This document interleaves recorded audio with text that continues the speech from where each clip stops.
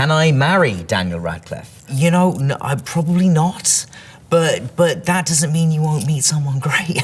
Welcome to WatchMojoUK, and today we're counting down our picks for the best times that Daniel Radcliffe showcased he was a national treasure. We'll explore iconic stories and appearances involving the actor that stole our hearts. Before we begin, we publish new content every day, so be sure to subscribe to our channel and ring the bell to get notified about our latest videos.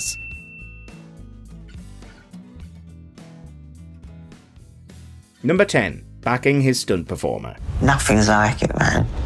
From Daniel Radcliffe stepping out in 2001's Harry Potter and the Philosopher's Stone, David Holmes was his stunt double to protect the star from danger. During their time together, the duo became close friends. Sadly, in 2009, when rehearsing a stunt for Harry Potter and the Deathly Hallows Part 1, Holmes was badly injured when airborne in a harness, resulting in him being paralysed ever since. I remember straight after breaking my neck, as there's no chance of coming back. In 2020, Radcliffe teamed up with Holmes for the Cunning Stunts podcast, where the duo spoke to other stunt performers and the risks involved. Then, in 2023, Radcliffe worked on a documentary about his friend called David Holmes, The Boy Who Lived, which explores what happened and the aftermath. It is unfair. He shouldn't have had to do any of that. Number 9. Extras work. You married? Yes. That don't stop me. A ring don't mean a thing. One of the most difficult things for an actor is playing a parody of themselves. Potentially, all your insecurities could be shown to the world. Fun. While in Australia for a project, Radcliffe got the call from Ricky Gervais offering him a part in the sitcom Extras, and he took it without reading the script. And she was trying to have it off with me. Oh, well, of course she was. You're bloody gorgeous. He played himself as an awkward teenage actor who hit on older women, but still relied on his mum when things got a little much. The scene involving Radcliffe flicking his Johnny onto Dame Diana Rigg's head accidentally is worth it alone. Let's hope it's big enough.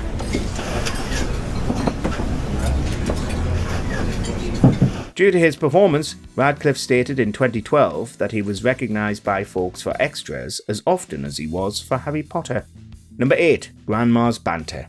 After Hogwarts, Daniel Radcliffe likes picking unusual roles, and thanks to that, we get to see him in projects like Swiss Army Man. But another addition to the stellar credits of his career was the TV show Miracle Workers. In the first season, Radcliffe plays an angel called Craig, but not everyone agreed with the role, including his own grandmother. I said to her that I was playing an angel, and she just went like, oh, that's bad casting. When Radcliffe told his 96-year-old nan his part, she laughed and told him it was miscast. Yikes. And with her memory issues, the same joke was repeated to the poor actor. So even in like the state she's in now, she has this joke locked and loaded to go.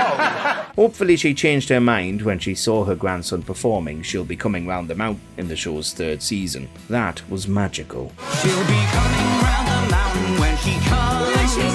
She'll be coming round the mountain when she comes. Number 7. Paparazzi Nightmare. The small victories of Ends Paparazzi is always the ones you have to like celebrate. Daniel Radcliffe isn't a fan of the byproduct of being an acting star, fame. More on that later. To combat the hungry media looking to snap another picture of him to put in a newspaper, Radcliffe stumbled across a wonderful way to deter the paparazzi. As he recounted on the Kelly Clarkson show, when he was performing a play in London, Radcliffe realised that when he forgot to change his clothes for a few days, as he left the venue, the press weren't there armed with their cameras. Oh, it's probably because I'm wearing the same thing, so it all looks like photos from the same day. As it turned out, this is because it's difficult for them to prove the images were taken on another day. So for months, Radcliffe essentially wore the same attire to annoy photographers. The same way every night, and if I'm wearing the same clothes, they all look like they're from the same day, so there's no more value in it. Number 6. The party piece.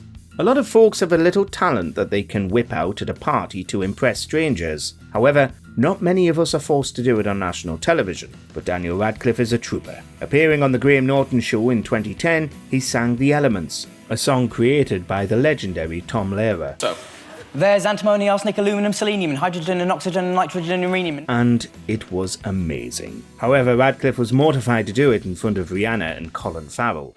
There's yttrium, terbium, actinium, rubidium, and boron, gadolinium, niobium, iridium, and strontium, silicon, silver, and barium. But it wasn't all trauma for the actor. There was a positive to come from this quirky incident. Weird Al Yankovic watched his wonderful rendition and decided he was the actor who would play him in 2022's Weird: The Al Yankovic Story. There's sulfur, californium, infirmium, berkelium, and also mendelevium, einsteinium, nobelium, and argon, radon, neon, krypton, xenon, zinc, and rhodium, and chlorine, carbon, cobalt, copper, tungsten, tin, and sodium.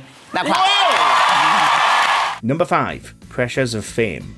Getting thrust into the spotlight can be overwhelming for an adult, but it's often so much worse for a child star. In 2019, Daniel Radcliffe was interviewed on Off Camera, where he discussed the pressure of being constantly watched and not being able to do things that his non-famous friends could do. Getting about the fact that you were being watched was to get very drunk, and then as you get very drunk, you become aware that, oh, people are watching more now because now I'm getting very drunk. While he loves acting, the pressure led to Radcliffe taking up drinking to forget that surveillance by the media and fans. However, unsurprisingly, it began negatively affecting him. Man, if I am just feeling some human emotion of sadness, does that mean I'm doing this wrong? After failing to stop drinking a couple of times, he eventually gave up alcohol in 2010 and has been teetotal since. This honesty by Radcliffe was refreshing and deserves to be applauded. Ultimately, it was my own decision. Like, I woke up one morning after a night going like, this is probably not good. Number 4. I Am Harry Potter. I kind of started to realise that I was Harry, you know. I mean, which is something that has been quite widely discussed.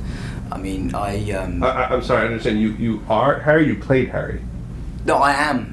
Following on from his Extras success of parodying himself, Radcliffe did it again in the I Am Harry Potter sketch. Directed by comedy filmmaker Judd Apatow, the 2010 video did a mock interview with Radcliffe, asking him about his Harry Potter role. In a deadpan delivery, he soon descends into delusion by declaring that he is literally Harry, as the confused interviewer tries to understand. And so when you're not Dan, you actually are fighting evil spirits? Well, no, I've fought them all now. They're dead. I've done that. Radcliffe then talks about playing the role of Dan and his life after defeating Voldemort, before ending by showing the interview his intimate broom burn. Fun fact, the actor seemingly made a big impression on Funny or Die, who produced the sketch, since they were also involved in Weird: The Al Yankovic Story. See? There, that thing. Okay, put your pants on. Number 3. Working the desk.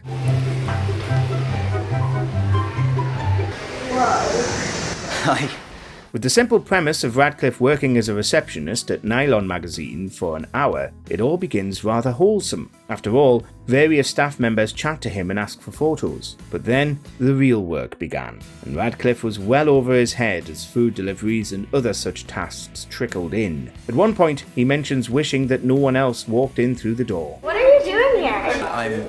I'm preparing for my next role at the moment. Even though the actor was clearly stressed filling in for Lauren, Radcliffe still charmingly delivered that angst with a dash of self-depreciating humour. If he ever wants to stop acting, Radcliffe would have a good, albeit anxiety-ridden, career waiting for him on any front desk. Hi. Dan? Yeah. Are you new? I'm very new. Yeah, very new and very shit. Yeah. Number 2. Supporting the Trevor Project. I'd love to know about all your journeys and discovering who you are, and I'd also like to talk about some people in your life that may have helped or that you see as an ally in some way.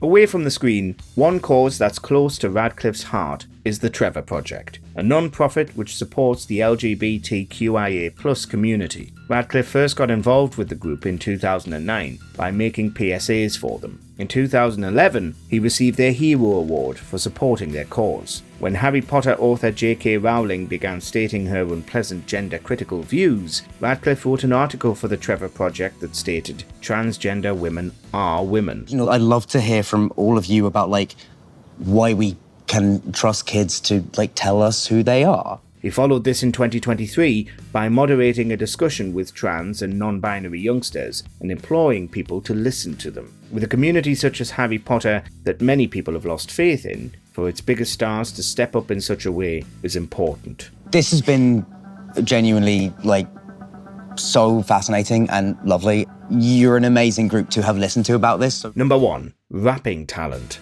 If the post-acting receptionist job isn't desirable for Radcliffe, he has another calling to fall back on: rapping. Artificial amateurs aren't at all amazing. Analytically, I assault animate things. Broken barriers bound in by the bomb beat. In 2014, he was a guest on The Tonight Show starring Jimmy Fallon, where he discussed his love of the music genre. But then, he rapped Blackalicious' Alphabet Acrobatics, a notoriously difficult song due to the tongue twisters and increasing speed. Yet the actor nailed it. Imitators idolize, I intimidate. In an instant, I'll rise in an irate state. Juiced on my jams like Jerry Curls, ducking joints justly. It's just me writing my journals. Yet Radcliffe doesn't just rap when he's in a TV studio, he'd even bring his game out in the wild to the public. In 2015, he was recorded doing karaoke in California, performing Eminem's The Real Slim Shady with his partner Erin Dark alongside him, dancing away and taking on the chorus.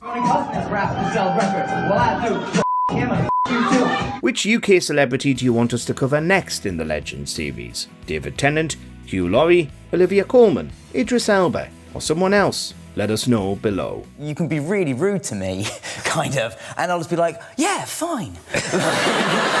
Do you agree with our picks? Check out this other recent clip from WatchMojoUK and be sure to subscribe and ring the bell to be notified about our latest videos.